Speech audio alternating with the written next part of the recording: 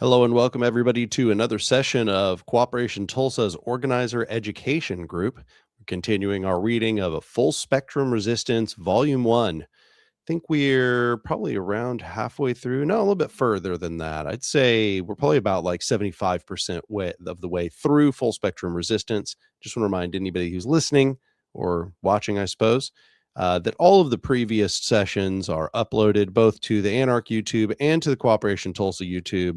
So if you want to get caught up, you can just go back and listen to those whenever you please. However, if you'd like to be part of the discussion that we have when we do these reading groups, you should go over to Cooperation Tulsa's Open Collective, which is where we solicit donations and recurring donors, and become a donor for whatever amount you like. And after that, reach out to us and we'll invite you to the Cooperation Tulsa Discord. You can talk with people in Cooperation Tulsa, and you can become part of these reading groups that occur every Monday, alternating Mondays. So if that sounds like something you want to do, the organization is definitely trying to raise money right now. So that's absolutely something you can contribute to the longevity of Cooperation Tulsa. Yeah, but we got 3 readers. I am going to spread this link around just a little bit before we get started. How's everybody doing tonight?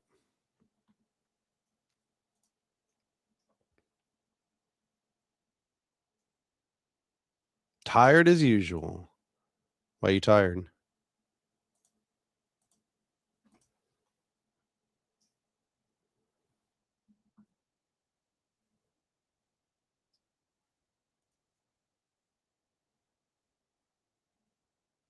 Dang, that sucks.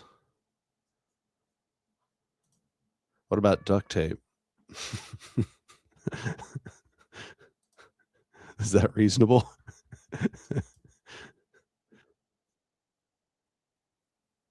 Yeah. Okay, let's see here. Almost got it set up.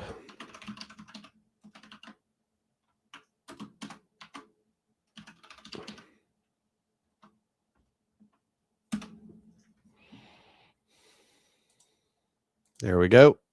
All right. Put it in the place. I did the thing. So, Zan did us the kindness of putting where we ended last time in the organizer education chat there. So I would have forgotten otherwise. Looks like we are in the middle of discussing the Deacons of Defense. We're talking. This little section here says to do direct action. Let's see here. Let's just, I would say, start from the top of this heading. I'll get us started here. To do direct action. Of course, underground groups have organized throughout history for many different forms of direct action, from the saboteurs of the South African MK to the modern Earth Liberation Front and Animal Liberation Front. My point, I hope, is clear.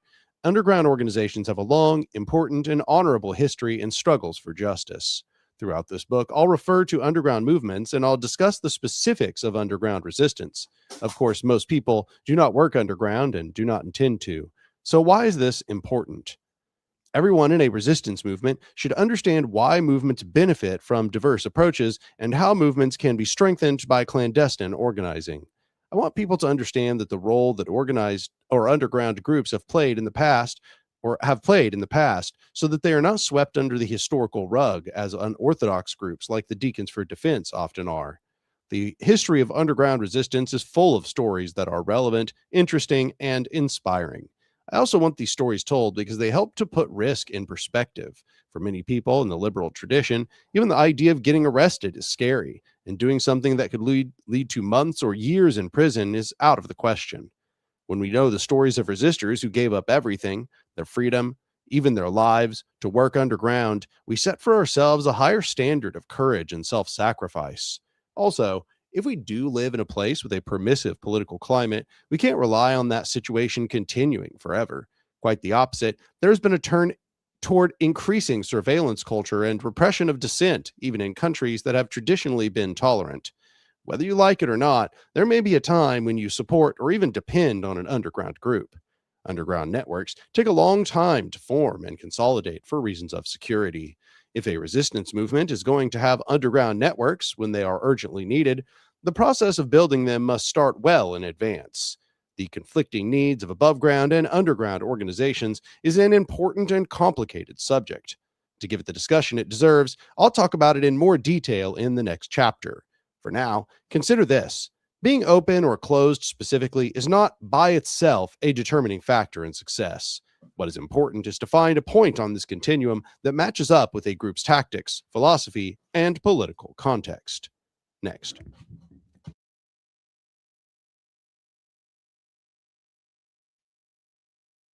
I don't think I could hear myself just earlier.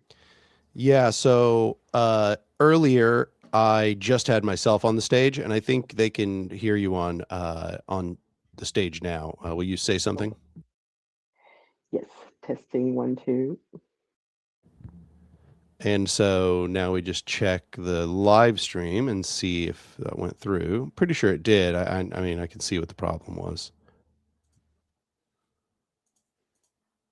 Give me a sec. Just keep speaking. Okay, yeah, I heard myself. Okay, moderate versus militant. Are groups more effective when they are well behaved and play by the rules of those in power, or when they do everything they can to disrupt the normal functioning of dominant systems of power? Gamson confirms the primacy of disruption and defiance. He found that groups willing to use unruly tactics to disrupt, discredit, or embarrass their opponent were much more likely to succeed. In the same vein, Gamson investigated what kinds of goals made for effective organizations. Not surprisingly, he found that revolutionary groups had a very low success rate in achieving their objectives. We know this since there was no successful revolution in the United States between 1800 and 1945. That said, groups with more radical goals met success at about the same rate as groups with lesser demands. Given this, it does make sense to pursue more ambitious goals rather than holding back. At the very least, a militant approach gives a group more bargaining power and greater ability to provoke concessions. Those in power sometimes try to blunt movement militancy by offering concessions. Gamson found that groups focused on a single objective were more likely to succeed than groups with multiple issues and goals. Gamson's conclusions suggest that an ideally effective group would be militant, combat ready, and well organized, with clear goals. Its goals would be radical, and it would generally choose one short term goal at a time to throw its resources behind. And in pursuing that goal, it would ignore or deliberately reject the establishment's bounds of respectable protest to gain the advantage of being unruly. Gamson also suggests that whether a particular group is competing with other groups that have similar goals doesn't seem to make a big difference. However, when competing groups had different levels of militancy, the moderate groups tended to be more successful at the expense of the militant. That's radical flanking from chapter 3 at work. Some of Gamson's most interesting findings have to do with violence. Gamson's definition of violence includes property destruction, which I disagree with and which confuses matters slightly. But we can still learn a lot from his startling results. In the beginning of his study of organizations using violence, Gamson asks, quote, "What is the fate of these groups? Are the users of violence crushed by adverse public reaction and the coercive power of the state? Do the recipients of violence rouse the public sympathy who are appalled at their victimization and join them in the struggle?" End quote. He found that groups who used violence had a specific sorry. He found that groups who used violence had a significantly higher success rate than those who did not. On the other hand, groups that were physically attacked but refused to use violence in their own defense had a negligible success rate in this study, which seems low and is probably due to the low sample size and pre-civil rights time frame. Gamson concludes, quote, "With respect to violence and success, It appears better to give than receive. End quote. Next.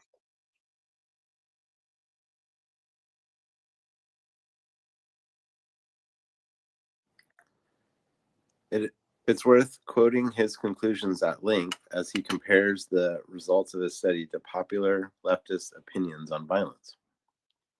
Specifically, the data undermine the following line of thinking.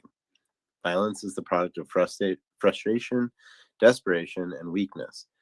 It is an act of last resort by those who see no other means of achieving their goals. In this view, the challenging group, frustrated by its inability to attract a significant following and gain some response from its targets of influence, turned to violence in desperation. However, this merely hastens and ensures its failure because its actions increase the hostility around it and invite the legitimate action of authorities against it. When social movements are attacked but refuse to use violence, the conventional argument goes, this attempted repression simply adds fuel to the fire, bringing new allies to the cause of the challenging group and increasing its chances of ultimate success. However compelling these images may be, they clearly do not fit the data presented here. The interpretation I would suggest is almost the opposite. Gamson argues that the use of violence grows from an impatience born of confidence and rising efficacy, rather than the opposite. Hence, the users of violence tend to be larger groups, and the recipients of violence tend to be smaller. Gamson concludes that it is not the weakness of the user, but the weakness of the target that accounts for violence. In any case, and this fits well with my argument for full spectrum resistance, those who use violence in Gamson's study did not use it as their primary tactic. Typically, it was incidental to the primary means of influence, strikes, bargaining, propaganda, and other nonviolent means. It is the spice, not the meat and potatoes. His analysis does not show that violence by itself increases success, but it does show that the use of violence by a resistance group does not lead to failure all or even most of the time. Next. I think that's me.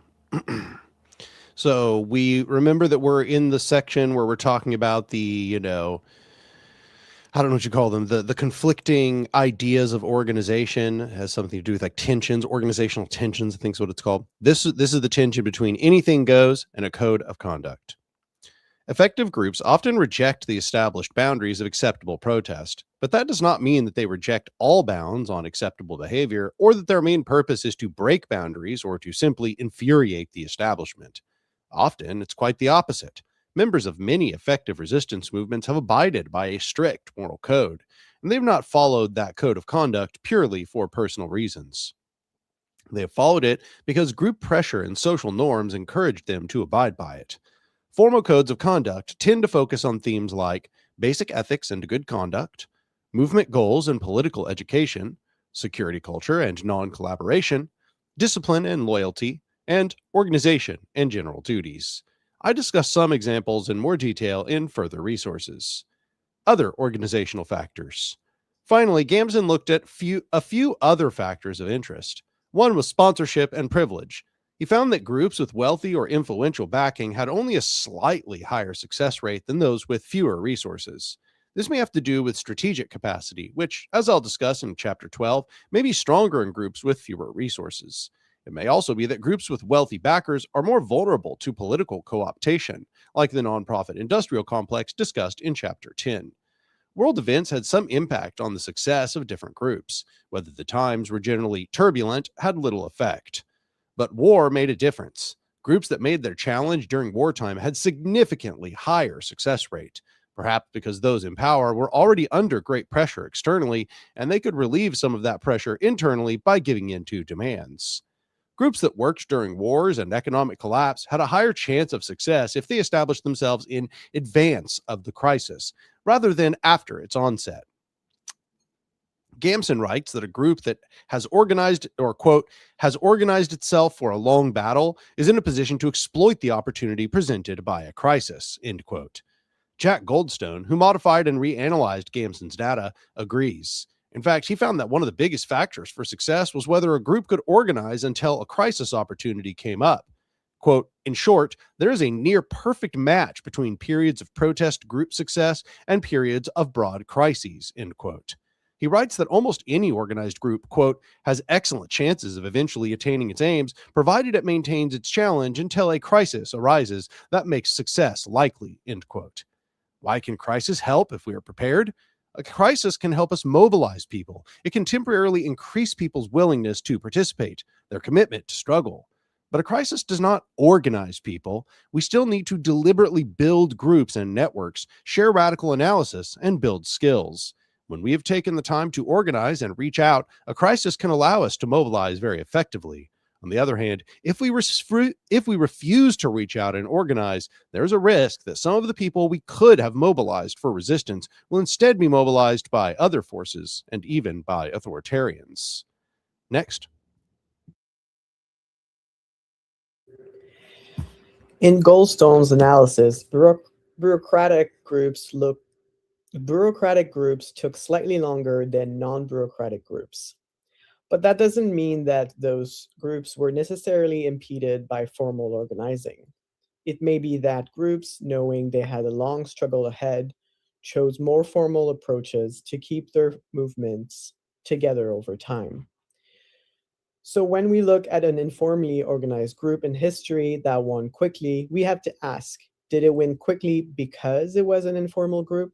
Or did an informal group win quickly because its struggle was shorter and easier to begin with? If it had to deal with a longer and more difficult struggle, if it had to build an enduring organizational base, would it too have developed more formal networks?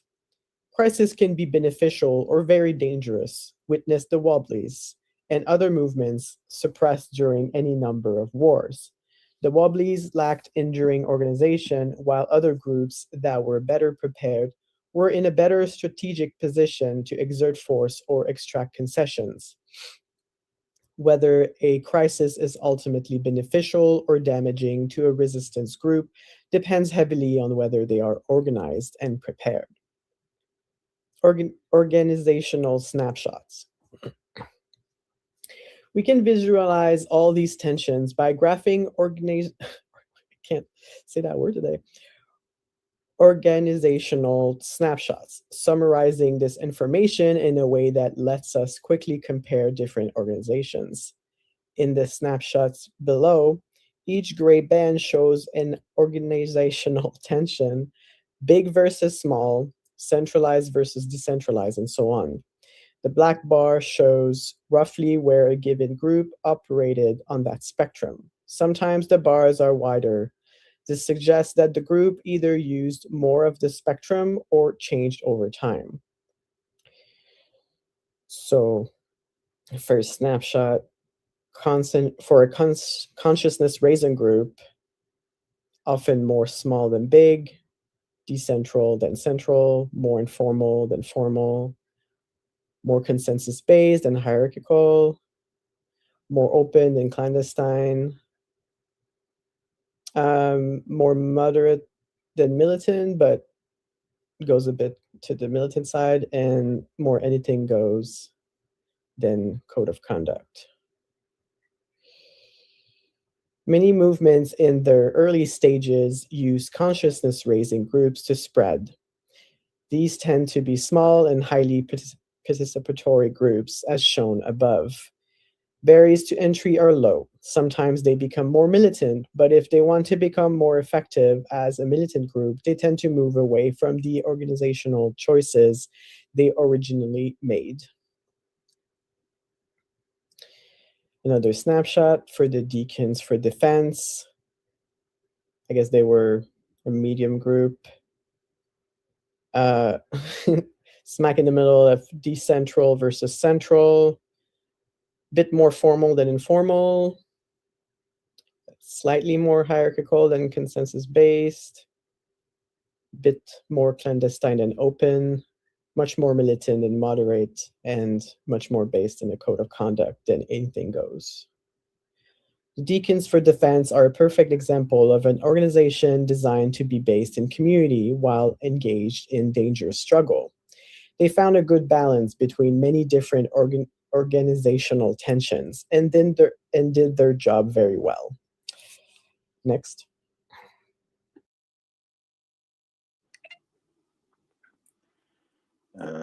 Groups that are fighting an outright war tend to move even further along towards centralized, highly structured organizations. Sorry. So we have the guerrilla paramilitary snapshot, which for the small and big, it's pretty much in the middle, but they are very centralized, very much on the formal side, very hierarchical, some level of openness, but very much on the clandestine side, very militant, and very much a code of conduct. So any number of armed paramilitaries from the ANC's armed wing to the North Vietnamese army look like that particular snapshot. Okay, then we have the Weather Underground organizational snapshot. So kind of toward the smaller size, but definitely more in a little bit toward the middle. On the centralized side, as far as formal and informal, it's toward the middle, slightly weighted toward the formal side, as well as the hierarchy is slightly weighted, but it's kind of in the middle. Clandestine is very much on the clandestine side versus open. They are also militant and have what looks like a slight code of conduct, but also drifting a little bit toward the anything goes side. The Weather Underground's organizational profile had a lot in common with the guerrilla paramilitary as a result of a conscious decision on their part to model themselves after organizations like the NVA. Then we have the next one, which is the Black Panther Party. Slightly toward the bigger side, definitely toward the centralized side on that metric. Then we have a little bit more toward the formal side, a little bit more toward the hierarchical side. The open and clandestine is a very large bar, so it's kind of going across the whole gamut there. So it looks like they had a pretty wide range of open as well as clandestine activity. Kind of the same thing with the moderate versus militant. I mean, it's tending toward the militant side, but it's also across much of the spectrum. And then we have the anything goes, kind of weighted toward that side, with the bar extending into the code of conduct as well. So, a little bit more of a spectrum there as well.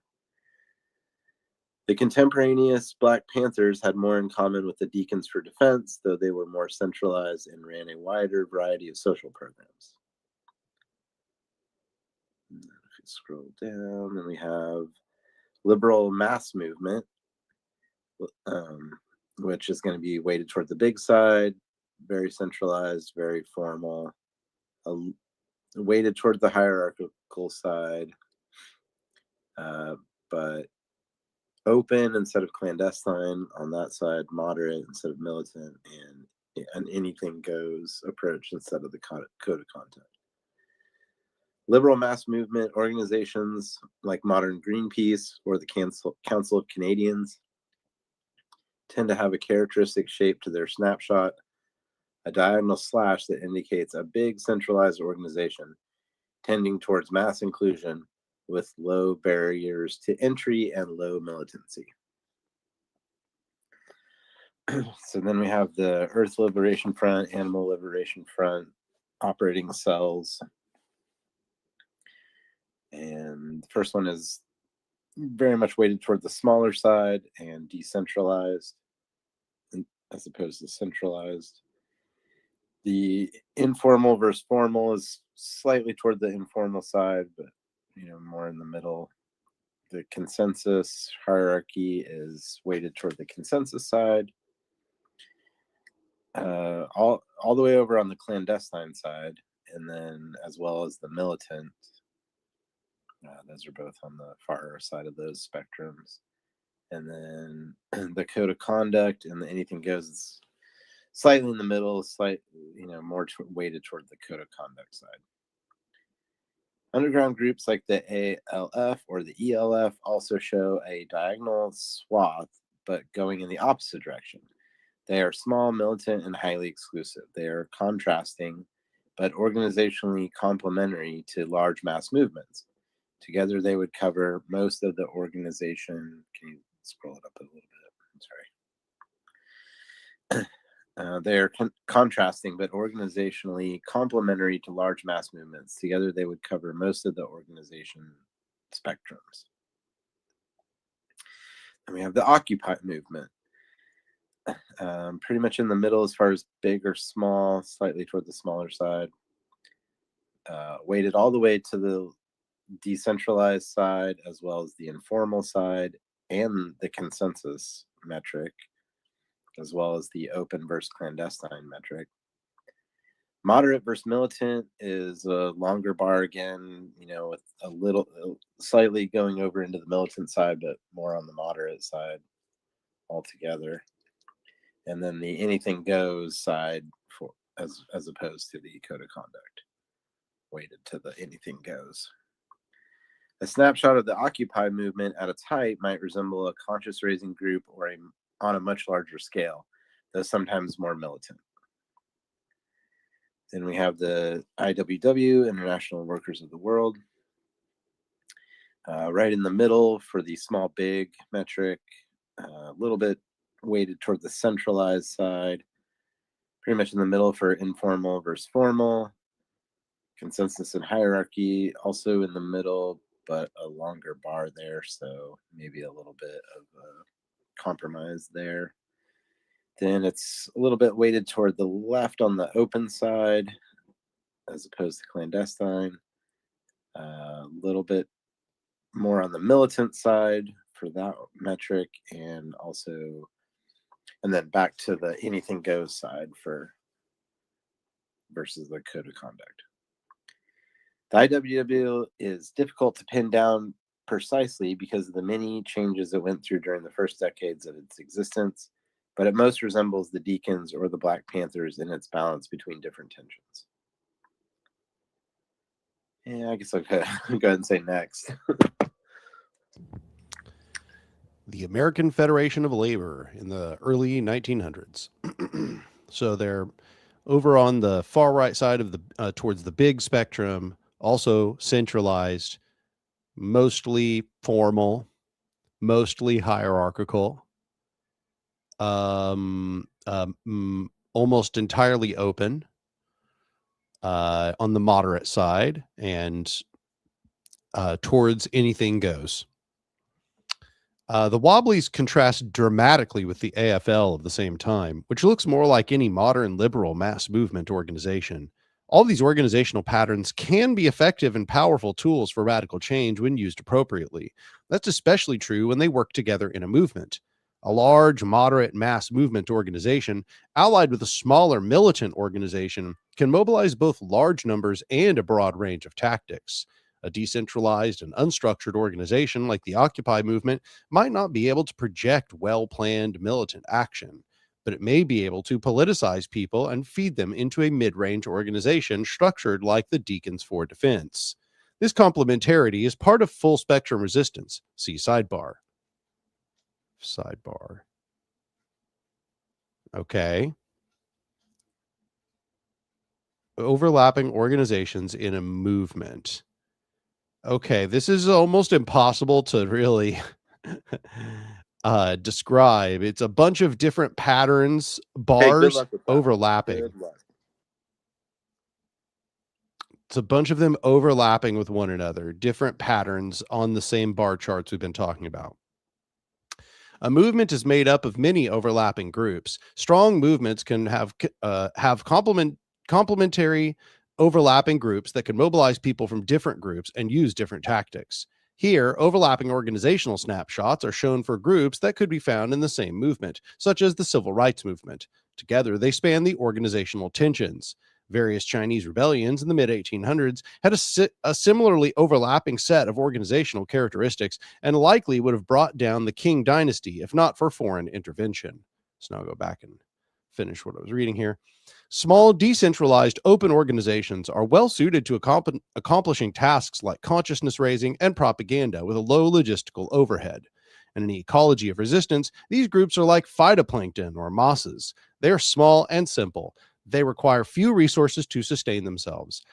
These can be strengths. In the biosphere, simple plants have many strengths. They reproduce quickly, faster than they can be devoured by predators. They can capture loose carbon and nitrogen in useful forms that are passed through the food web to more complex organisms. Consciousness raising type groups can serve the same function. They take people who would otherwise just float loosely around mainstream society and integrate them into activist communities.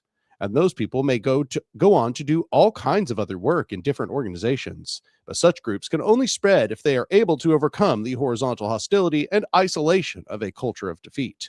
A robust ecosystem, like a strong movement, is diverse. It has creatures of many different sizes and types, all participating in the same grand process. But it's often the small, simple ones that lay the groundwork, just as grasses in an empty field will hold and build the soil needed to one day grow a forest. Next. Act up. Although movement strength comes from diversity, sometimes single groups can balance many different organizational tensions effectively. ACT UP is a great example and brings our story of organization full circle. In the 2 decades after Stonewall, the change in approach brought by gay liberation had mixed success. On one hand, major progress had been made in acceptance and social status, but there was also a new threat: AIDS. HIV/AIDS is not and has never been limited to gay people, but early researchers dubbed it the gay related immune deficiency or GRID. Early and well publicized outbreaks combined with existing prejudice doubly stigmatized gay people with HIV. This led to a fundamental medical misconception: AIDS was the gay disease. The magazine Cosmopolitan, for example, published an article by a doctor who said that a heterosexual couple with quote unquote healthy genitals would not spread HIV by having sex.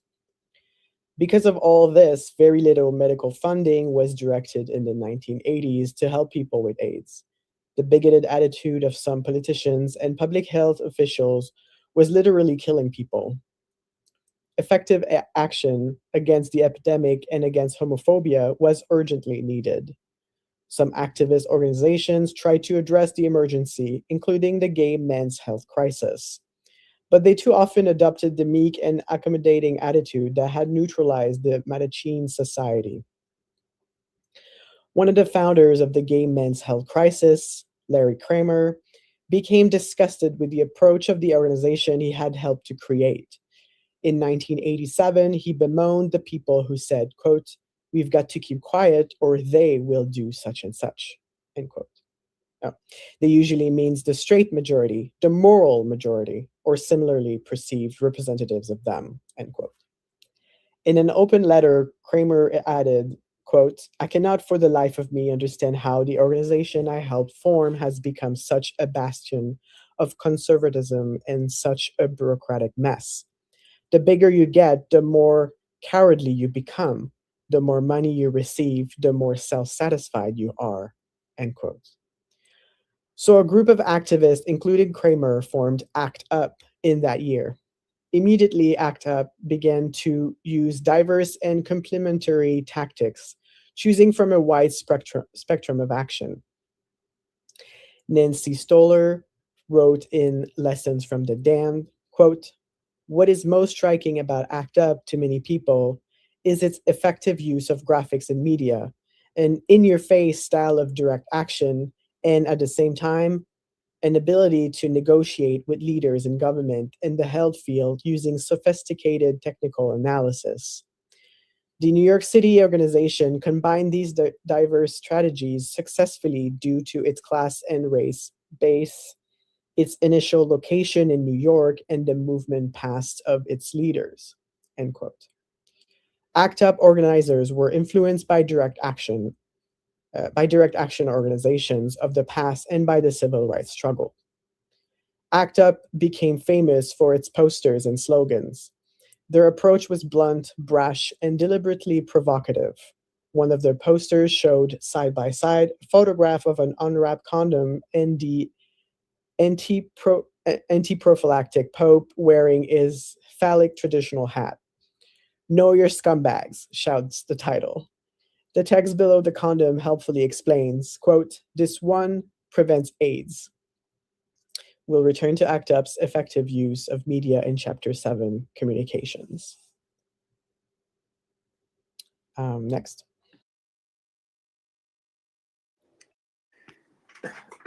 ACT UP's savvy media campaigns were paired with direct action.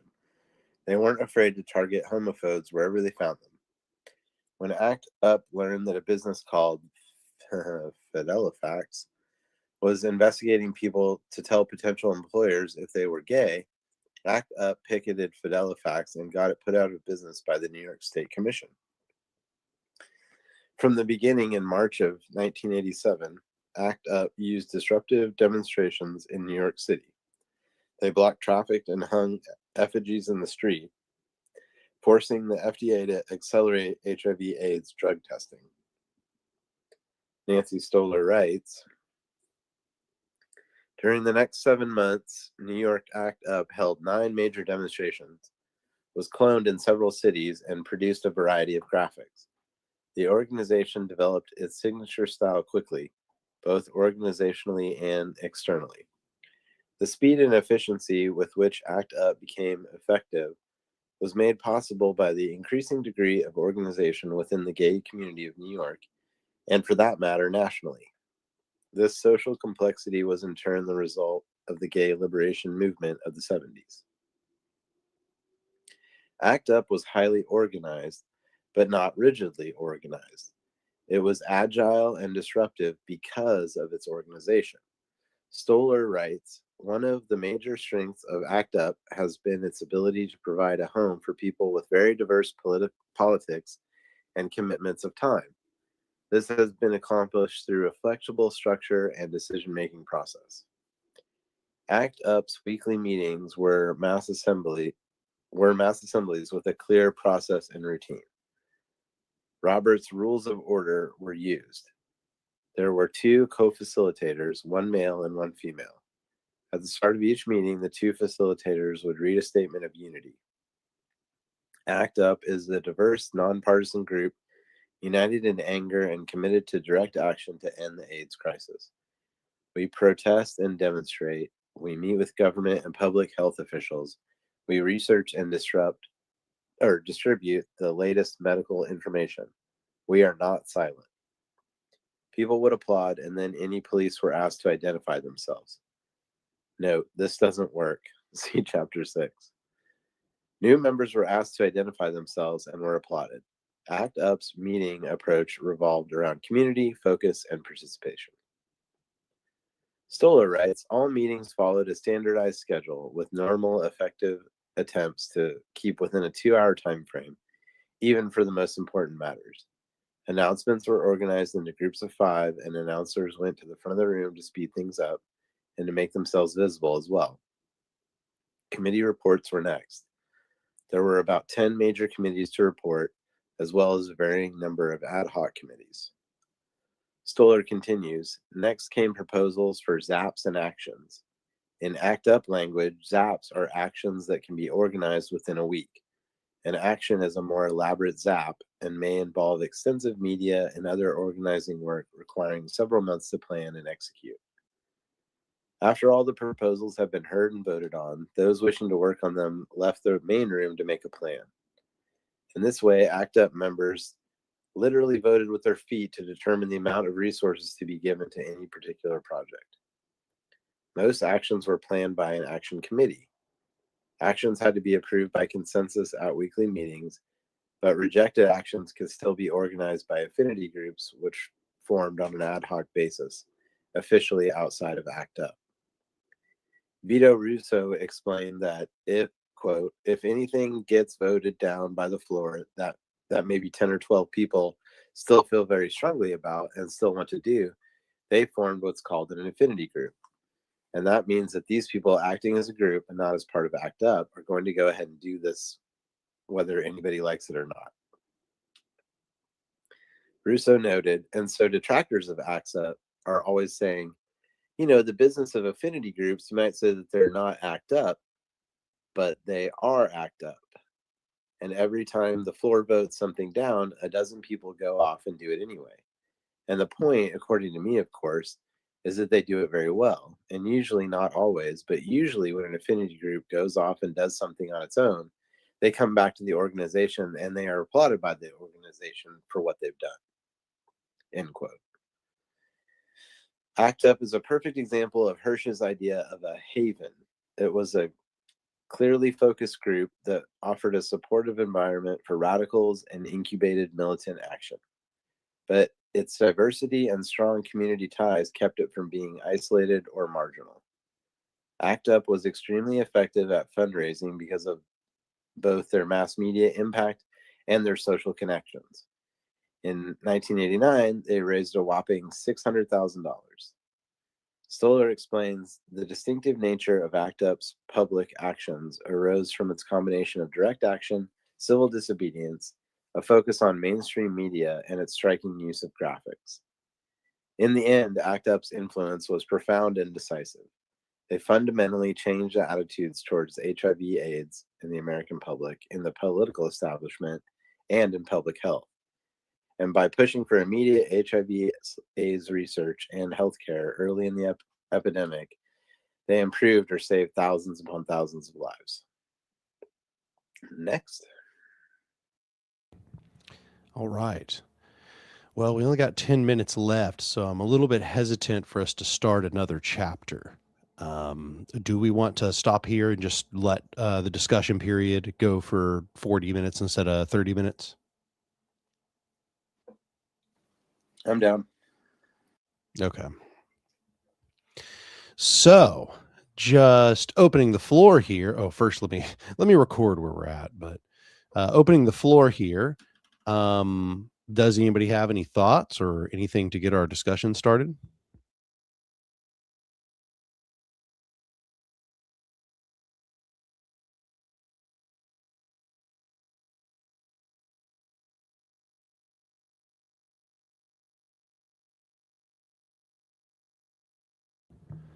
So I think that there's a lot to discuss here in this organizational snapshot section. I think that there's a lot to this. I think last time we read this book, we spent a long time on this section. Anybody got any thoughts on the snapshots? I was actually just going to comment about the part where it was a little bit before this, where they were talking about how when they embraced militancy, they had more success. Yeah. I think that's a point that really needs to be made. And I think he does a good job in here talking about radical flanking. Like every time he's given the opportunity, his overall thesis is that radical flanking is what makes the, non-radical portion as successful as it is. That without a radical flank, that the non-radical portion will just flounder. Yeah, makes sense.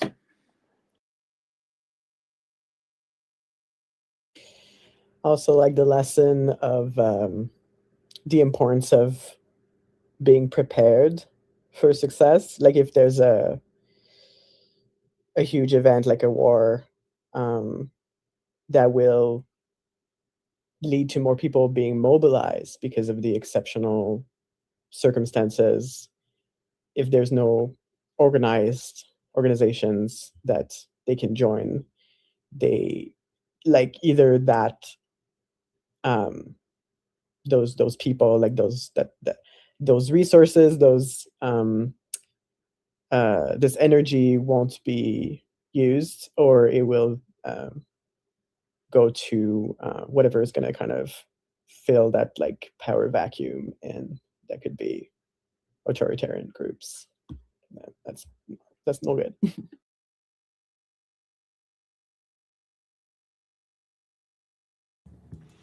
Yeah, no, absolutely. I think that the section here where it's talking about how having something organized ahead of time seems to be one of the most important parts. Is something I've been just screaming from the rooftops to the left for years now, and it was relieving to read it because it's like, damn, we need somebody saying that, you're not likely to just figure it out on the spot. You need to develop as much organizational complexity as you can beforehand, and that will probably determine your success when the crisis arrives.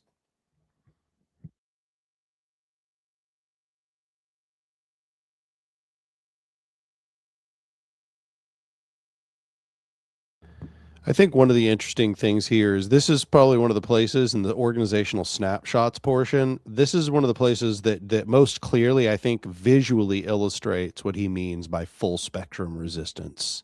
You know, like you can kind of see what he means visually in these bar graphs.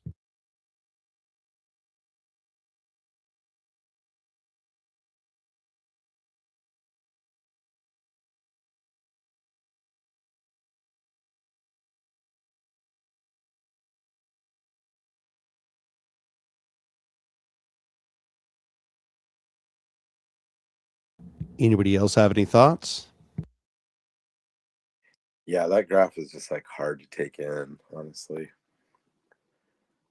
But I mean, I get it, but it's like I feel like the snapshots are more I don't know, just a better example, I guess. Well, I think the point of those overlapping is the diversity of tactics. Like you said, Daniel, like the full spectrum resistance, but also another way of saying it, the importance of diversity of tactics to kind of like covered all kinds of different ways of organizing and like attract different like people who might be interested in like taking action, but might be interested in different things. And like also depending on the organization, but supporting each other too. Like a more like defensive organization, like the Deacons of Defense that would like support the freedom riders and stuff like that. Logan put a quote here in the chat. He says, that made me think of this quote by Farge. Quote, from the beginning, we thought it would be fundamental not to construct an organization that, distant from struggles, writes documents and then goes into practice with the objective of adapting it to the theory.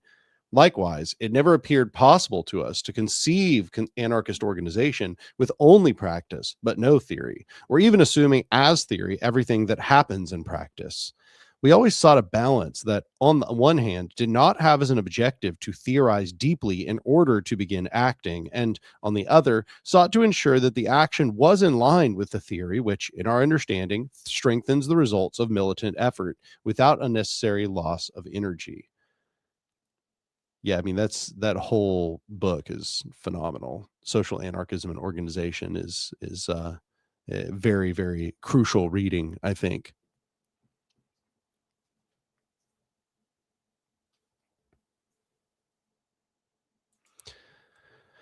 Anybody else have any sections that sort of stuck out to you? Any of these particular snapshots that caught your eye as we were reading through?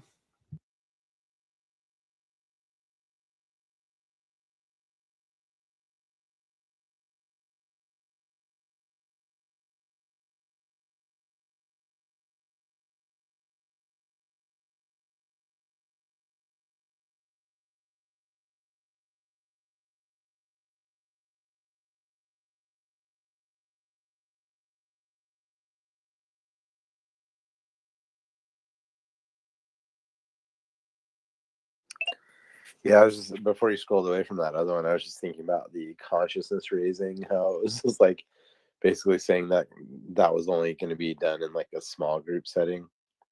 But it's just like a sad, commentary, I feel like, on, it's like there's so much consciousness raising that needs to happen. So, like, I would much rather see it being done on like a larger scale.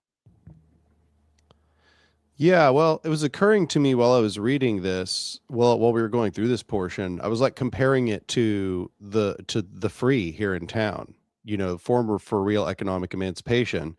Um, it doesn't really fit. It is a consciousness raising group, but it is not, doesn't really fit this structure. I would say, if anything, it's trying to be big. It's like in the middle between decentral and central. It's very, very formal. It's like in the middle between consensus and hierarchy. It is very open. That part does fit. It is, I would say this moderate militant portion probably fits. Maybe a little bit more towards the militant, but mostly towards the moderate. And it is very code of conduct, not anything goes. So like kind of interesting that, even this example of a consciousness raising group is really not like universal of the potentials for consciousness raising groups.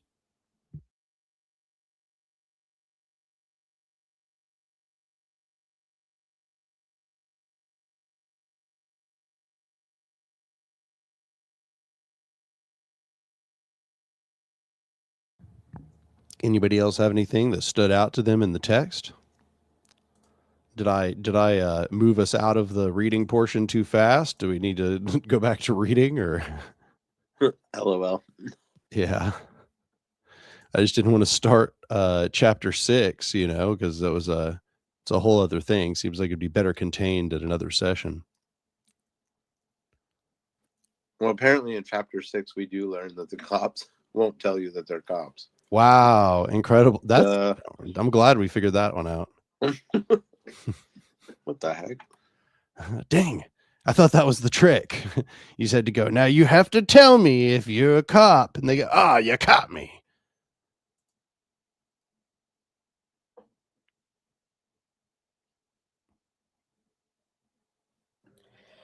Well, the only other thing I wanted to say is that, ACT UP is such a inspiring group. Everything that they've done and accomplished, and I really appreciated the snapshot of Larry Kramer's change when he saw that the organization he himself created didn't work. He was like, I'm leaving and starting something else, which I think is great. And also, if people are interested, there's a great movie called 120 BPM, or just BPM. It's a French movie, but I'm sure you can find it with subtitles. And it's not a documentary, it's like a fictionalized account of like an ACT UP group in France in the 80s. And I don't know, it's one of the best, if not the best, fiction movie I've seen about militancy, about activism. So I recommend it. Yeah, I liked the discussion of ACT UP here. I liked it talking about how their use of affinity groups. That seemed like that's a pretty useful way to understand what a lot of anarchists advocate for, horizontal organizing, or is at least one option for what you can do. If you can't get consensus, that doesn't mean that the people who don't agree can't go just do the thing, you know? It just means that there won't be like universal buy-in. I mean, they can go off and do the thing, but that doesn't mean that they'll have like everybody's approval. So then they'll have to come back and show everybody what the results are.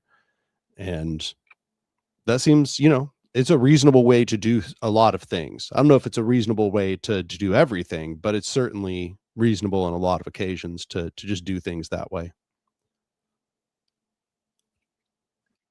Yeah, them having like 2-hour meetings with like with like 10 committees like reporting in and stuff like that. Like, I want to see that in action. Because that sounds like a very tight schedule. Yeah, no doubt. Like, damn, people definitely got to know how long they're allowed to speak. seeing that go wrong in a lot of organizations where somebody just like sits there and talks for 10 minutes or whatever, and nobody tells them, hey, we need to be respectful of people's time. Yeah, no, 10 committees. Yeah, I mean, like our report backs to the Cooperation Tulsa are usually like 6. We try to make it really short, but yeah. But yeah, that structure would be interesting to kind of dissect, and maybe there's probably other books about that. But Oh yeah, so much has been written about ACT UP. They're one of the most analyzed organizations there is, I think.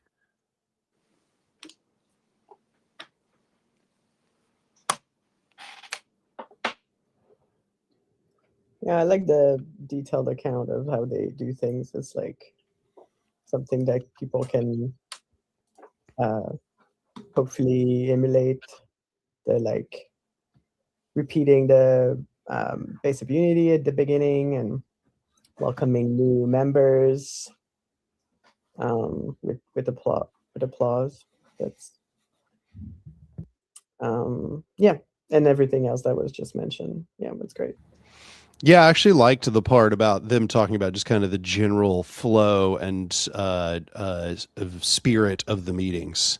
You know, I liked, it starts with a statement of purpose, and then they like reward the new people. Like instead of just being like, what often happens, like, there's a circle and everybody just introduces themselves, and nobody makes like a big deal out of anybody who's new. But I actually kind of like that they like immediately they had like a an organizational culture where it was like, no, yeah, you reward people when they show up. That's a good thing, make them feel proud that they're here. I think that's smart.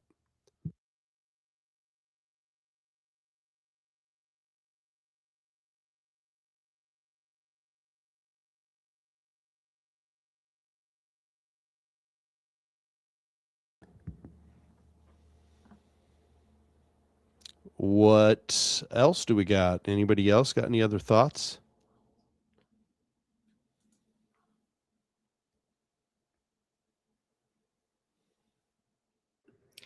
I could read more. Okay. Well, let's start chapter 6 then. Let's see here. So beginning, chapter 6, security and safety.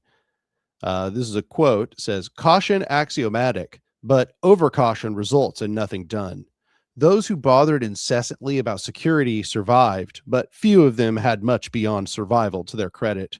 To strike and then to survive was the real test." MRD Foote on resistance in Nazi-occupied Europe. Brandon Darby. New Orleans, 2007. A man named Brandon Darby becomes director of operations for the important grassroots relief organization Common Ground. Darby was one of the first members of the group. He's driven and militant, but many are unhappy with his approach.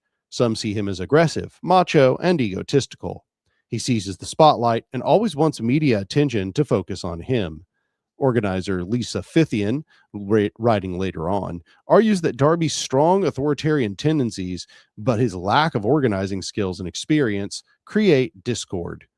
He bypasses other activists or bosses them around when he should be collaborating with them. He turns differences of opinion into disputes, and disputes into public conflicts. He likes to pick fights with the police and with other activists. To bolster his authority, Darby recruits a group of loyalists, pushing women and queer people out of leadership positions and replacing them with men who answer to him. He threatens people who question his authority and tries to purge longtime organizers from the group, eventually driving out some 30 volunteers. He reportedly sleeps with a lot of young female volunteers. While this is happening, he secretly approaches the police and the FBI and volunteers to work for them. Volunteers, wow. Possibly Darby's role in Common Ground is no longer feeding his ego enough. By late 2007, he is a paid informant. Darby gives detailed reports to the FBI on his conversations with other organizers, details about their lives, and the plans of groups he is working with. At a speaking engagement in Texas, he meets 2 young men, Bradley Crowder and David McKay. They look up to Darby. He is older, more experienced, and more militant than the younger activists. Darby arranges a meeting with them later at a coffee shop, insisting they sit outside so that no one can overhear their conversation. He would file a detailed report on their conversation with the FBI.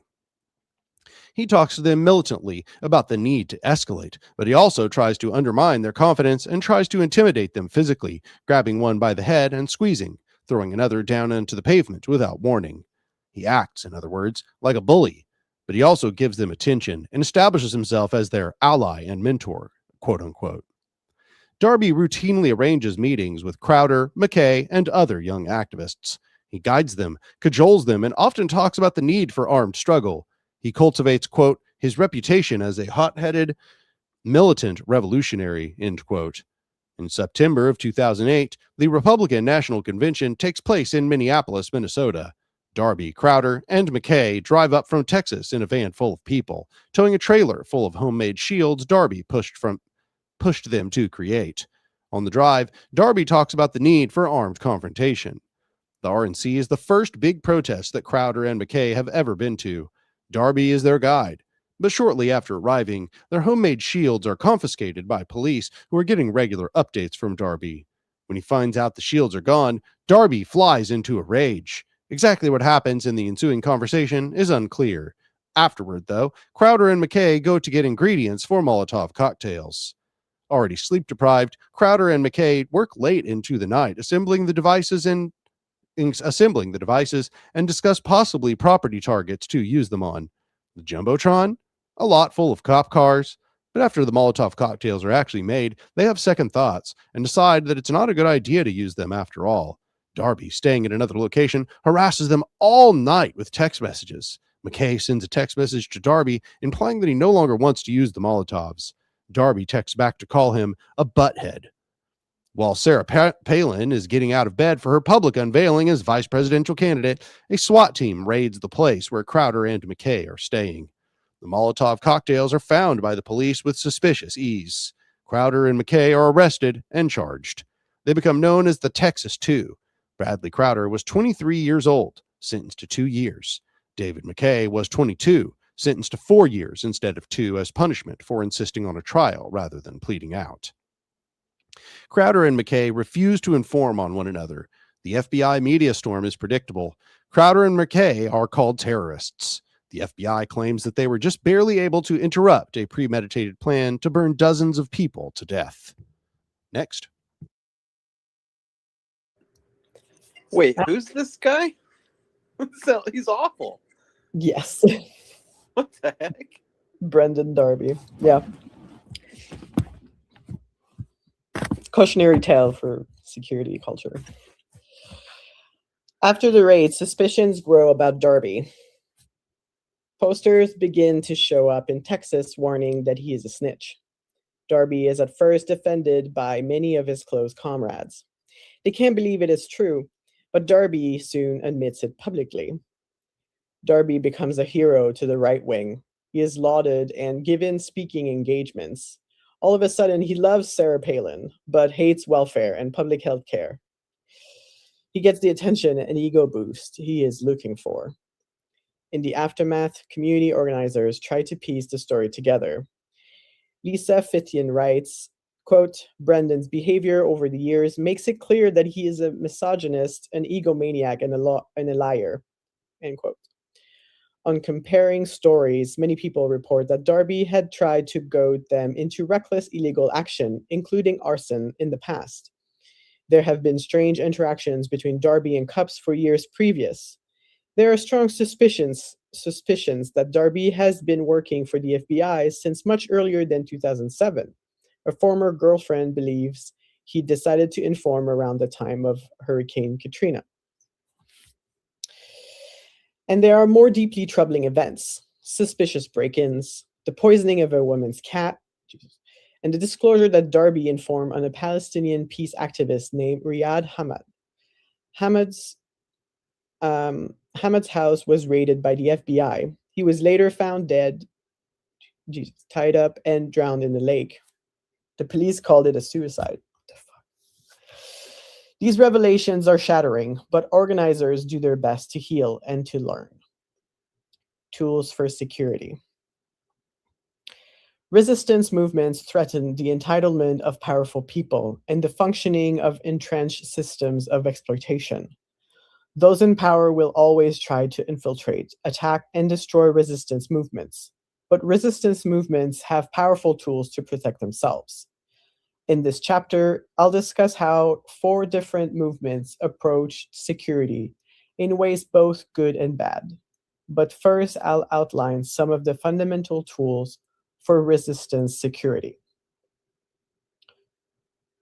Next. Firewalls. Resistance movements protect themselves through a division between above ground and underground organizing. Most of us have worked in above ground groups. As discussed in the previous chapter, underground groups organize for many reasons, from escaping persecution to publishing underground newspapers to direct action. Above ground organizations work openly. They can communicate with and mobilize large numbers of people, most of whom take on low risk tactics. They rarely use tactics that are highly illegal or that require intense secrecy. Underground groups, on the other hand, are clandestine, small groups of dedicated people taking higher risk action. Underground groups protect themselves through secrecy, compartmentalization, and other scrupulous security practices. Above ground organizations, on the other hand, protect themselves mostly by building their numbers and by developing deep roots in communities of resistance. Above ground groups understand that they will face repression and attack, but they will be protected and supported by their allies. And if members of above ground groups face prison or death, other members of the community will step forward to take their place. The organizational needs of above ground and underground groups are fundamentally different because of this. Effective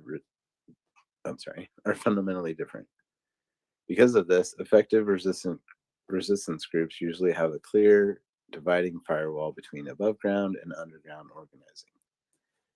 Members of an above ground resistance group cannot be simultaneously active in underground organizations. Breaking this rule makes it easy for the state to identify and track members of underground groups and infiltrate and compromise those organizations. It's also dangerous for those working above ground who may become involved in actions for which they lack adequate security. Members of underground organizations maintain a suitable cover, appearing mainstream or even conservative, while avoiding reckless or non-political crimes. It can be very dangerous to try and mix above ground and underground organizing in the same organization because their needs are so different. An above ground group with excessive secrecy and exclusion will become isolated or marginalized, losing the strength of numbers and community roots that above ground groups depend on. It will become easy prey for attack and repression. And a group that routinely breaks the law and threatens the powerful without adequate security will be short-lived. Security culture. That's bolded out. Security culture is another powerful tool for activist safety. At its core, security culture is based on the principle of need to know. In security culture, you don't ask questions about things you don't need to know. Say whether an acquaintance is a member of an underground group. And people who are involved in illegal or underground activities do not share that information with others. Security culture is very important and fundamentally simple, but it can seem complicated if you are new to it. On the following 2 pages is a summary of the basic ideas of security culture. Quote, security culture at a glance, unquote. This is the most useful as a refresher. If you are totally new to the concept, further readings can give you better grounding in the application of these core ideas. Next. Keeping a low profile. People who want to use risky underground resistance, either immediately or at some point in the future, try to keep a low profile. They want to avoid leaving a quote unquote paper trail, literally or digitally, that would link them to militancy. This is both to avoid being flagged as a person of interest and to develop and maintain an innocuous cover story. The practice of keeping a low profile probably goes back as long as resistance does. Historian MRD Foote discusses how resistors in occupied Europe avoided unwanted attention from the police and the Gestapo. Quote, what should a resistor do to keep himself secure among these uninformed and plain-clothed enemies? Keep alert. Keep to the rules. With his papers in perfect order, remember who he is, and above all, keep his mouth shut. Routine police methods are the same the world over.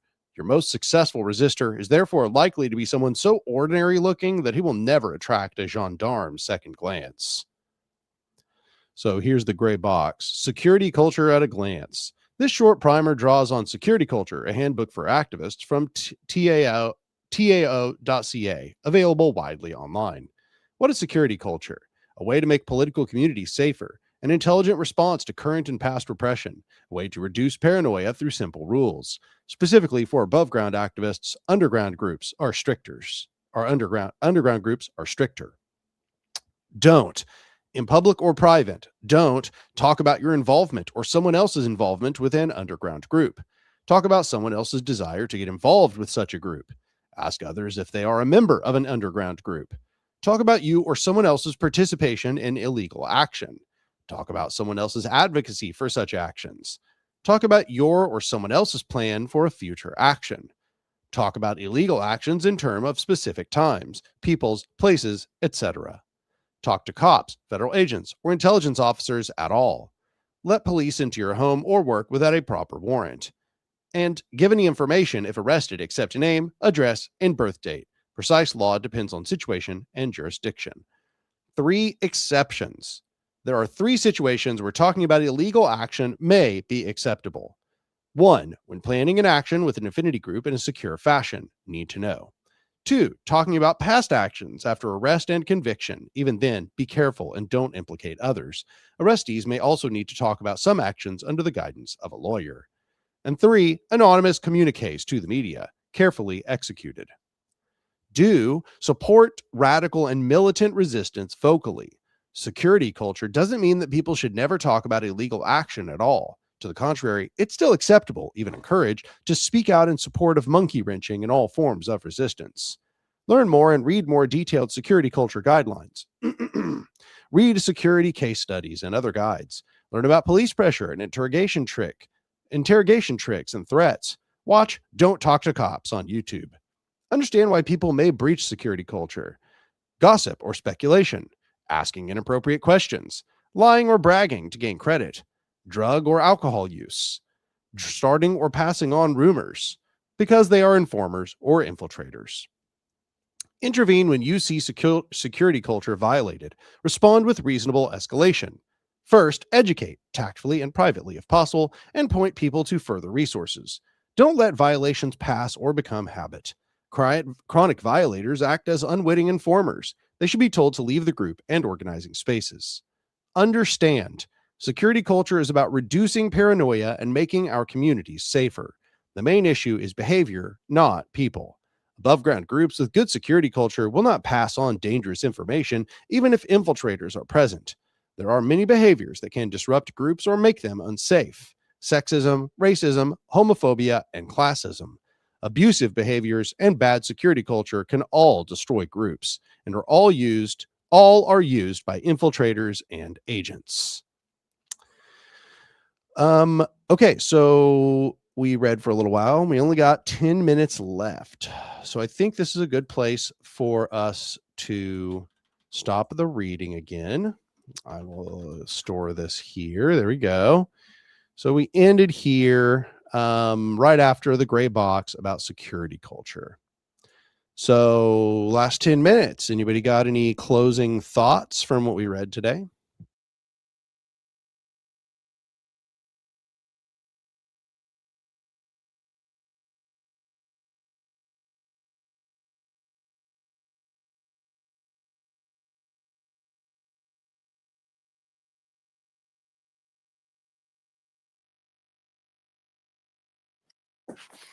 Yeah, that first story is just kind of astonishing. That they would let somebody like that, they wouldn't know him that well, to let him keep advancing in that organization. I don't know. But clearly he had ulterior motives from the beginning. I mean, I don't think he just turned conservative after some, I feel like that's something that's kind of always there. Yeah, I've often kind of wondered like what the whole deal was there.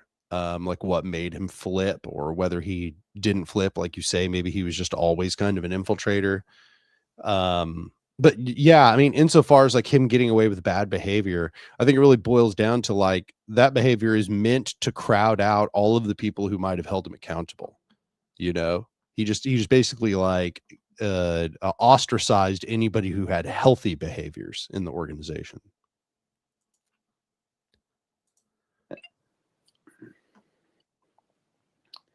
Yeah, and I mean, how is it that they don't go like even these Texas too? Like, how is it that they don't actually go after him to prosecute him for something? Like, I mean, it's very interesting, but yeah. Yeah, I mean, I think they were the target, of the law, so they probably weren't thinking very much about like countersuing Darby. But I think that what Darby did insofar as, like, trying to get people to do violent things, like, that's, like, one of the biggest dead giveaways. Like, somebody coming in and immediately trying to get everybody to talk about violence or doing something risky, that's, like, your most dead giveaway that there is. And it's not to say that some people don't just do that because they're just badly informed, like, they could just have bad security culture, and they come in and it's like, "Yeah, we all wanna kill the rich, right?" And, they take that attitude and they bring it in, and then they're constantly trying to, no even normal radicals can kind of just, like, be talking in this very violent, kind of casually violent way. But I think that, like the security culture thing said, that it's, what about when you start saying like instigating factors, specific times and places and suggesting certain people get involved in more violent, sort of terroristic activity. That's a big giveaway. I mean, just like listening to that guy's personality, he's not somebody I would want to be associated with anyway. I don't Yeah, know. no, Very like absolutely. very striking. I think that it kind of goes to show how that our the left's culture, activist culture has changed.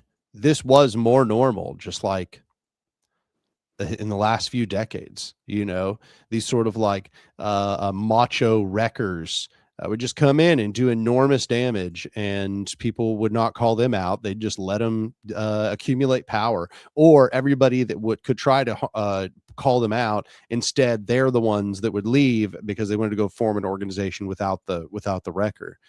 And I think that our culture has changed, thankfully, so that those people, the wreckers like Brandon Darby, are now the ones that are seen with suspicion instead of the people that they are targeting. Yeah, I mean, was this guy like attractive? Was this like a honeypot? Like, what was happening? I don't I know. just don't Look at understand him. like how he could be described as so badly, and they're like, yeah, like elevate him. I mean, But no, like, he doesn't really look like super attractive. He looks average. I mean, he's not like ugly. yeah, He's just average, like doesn't look like he had some kind of like, hyper charismatic sexual appeal or anything. yeah. Well, yeah, Yep. that's a fucking terrible story though. So yeah. Logan said roasting bro Lamau. Yeah, I mean, he doesn't deserve anything better. Yeah, no, I mean, real piece of shit, went on and became like a fucking right-wing grifter. That's really like that's the easy way out in our culture. Oh, you just want to like lazily go make money easy, just go become a right-wing grifter. Just say whatever Oh they my want you god, to yeah. say. They will give you so much money. They'll give you a career. It's not worth it to even get worked up to cancel anybody who's conservative because they just become rich instead. Yes. Isn't that fucked up? Oh, it's completely crazy, but yeah. Yep. Yep. So yeah, like the more you can ignore that, the better, really. But I mean, Yeah. The people Um, that get the people that get worked up about it and try and do cancel culture, I'm just like, no, it doesn't work. yeah, I mean, certainly doesn't work if they're willing to pivot to being a fucking grifter. It's like, nah, you're just helping them transition into a new career. I mean, literally, just like a line of vitamins, some perfume, like they don't care. They'll sell anything. Logan says, you go on Joe Rogan and you know you made it. Yeah. What's Joe Rogan? You joking? You fucking with Yeah. me right now? Okay. I hope so. I Who's was that hoping guy? so. Oh, the guy from News Radio? Yeah. You mean that comedian from like the 90s or whatever? Oh yeah, I He remember was that like guy. a maintenance guy. He was the Yeah. maintenance guy on News Radio. He's the lovable doofus. Right. That's Yeah. that guy, yeah. Oh, yeah, big changes since then. He's basically become a mouthpiece for the Jeffrey Epstein class. So, Oops. just thought I'd give you an update Wait, on that. it turns out QAnon was fake? What?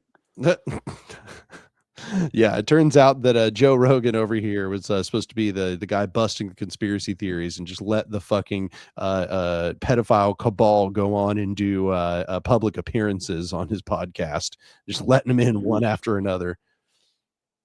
Yeah. What a cool guy.